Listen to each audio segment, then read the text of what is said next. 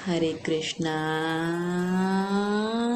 राधे राधे। आप सभी का स्वागत है मेरे YouTube चैनल श्री राधा माधव रसामृत में। आज की वीडियो में हम श्रावण मास महत्व के अध्याय 6 का पाठ करेंगे।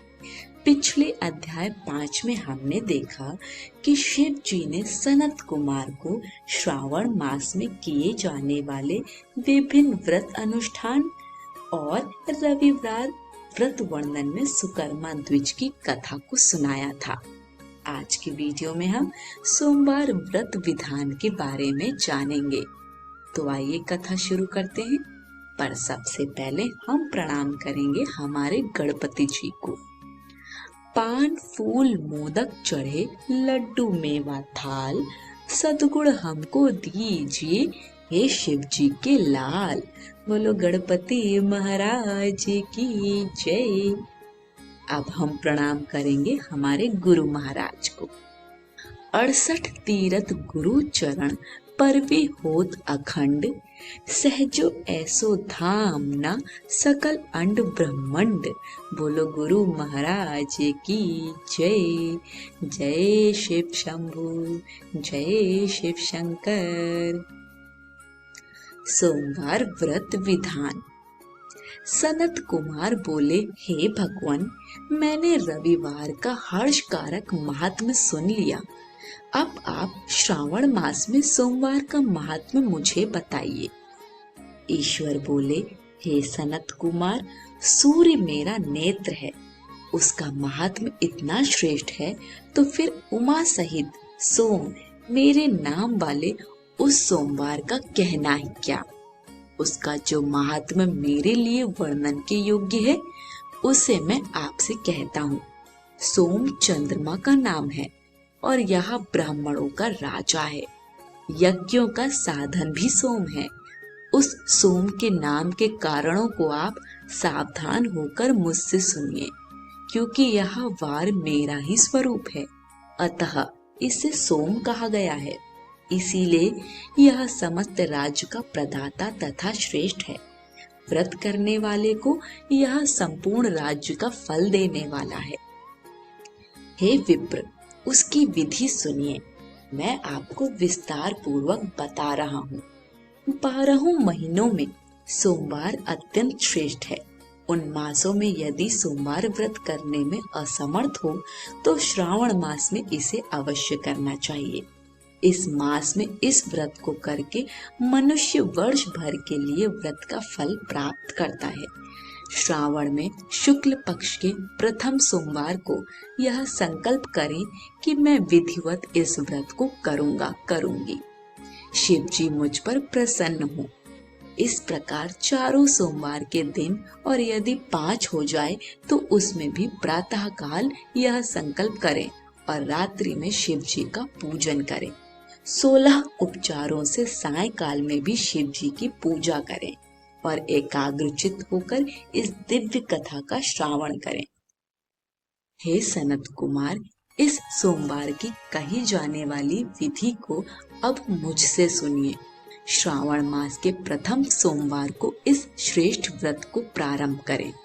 मनुष्य को चाहिए कि अच्छी तरह स्नान करके पवित्र होकर श्वेत वस्त्र धारण कर ले और काम, क्रोध, अहंकार, द्वेष, निंदा आदि का त्याग करके मालती, मल्लिका आदि श्वेत पुष्पों को लाएं।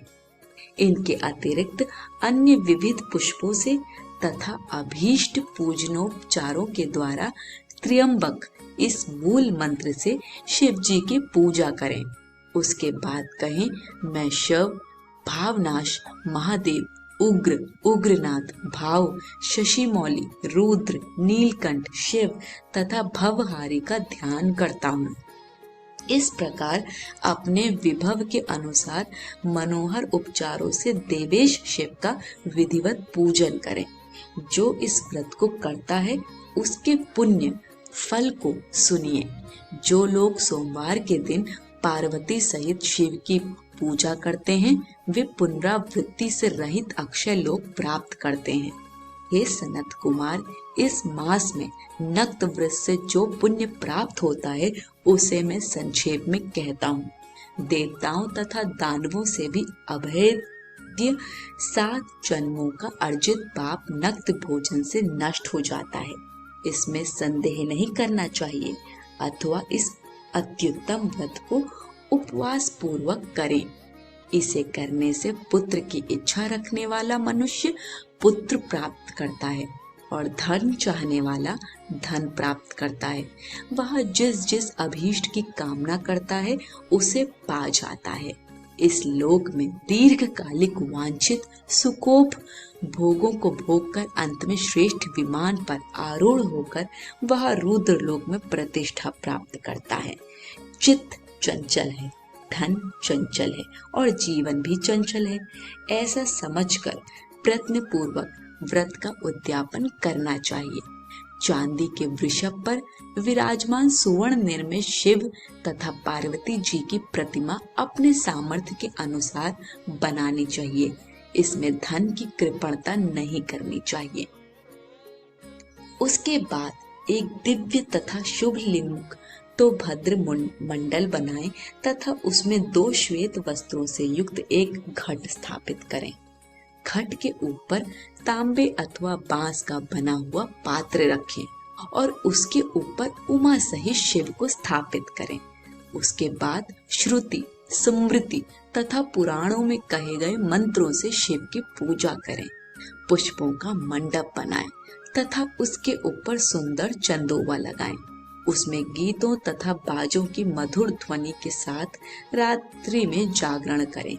उसके बाद बुद्धिमान मनुष्य अपने गृह सूत्र में निर्दिष्ट विधान के अनुसार अग्नि स्थापन करे और फिर शव आदि 11 श्रेष्ठ नामों से पलाश की संविधाओं से 108 आहुति प्रदान करें। यब, व्रीहि, तिल आदि की आहुति आप्यायस्व इस मंत्र से दें और बिल्व पत्रों की आहुति त्र्यंबक अथवा षडक्षर मंत्र ओम नमः शिवाय से प्रदान करें।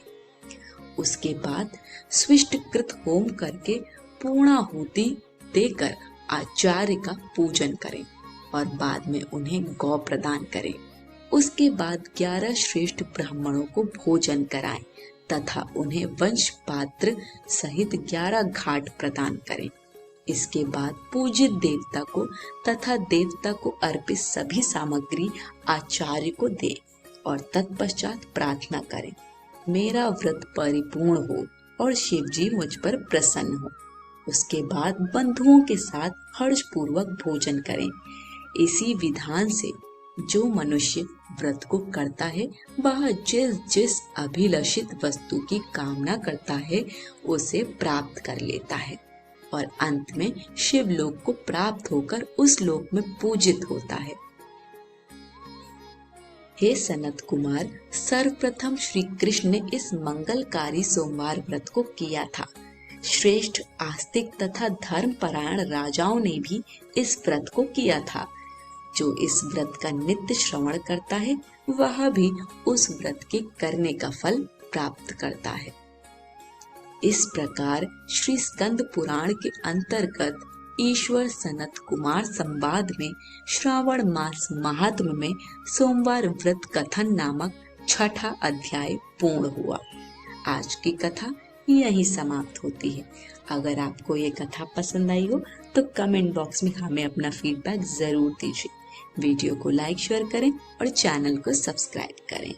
सभी को हरे कृष्ण, राधे राधे, हरे हरे महादेव।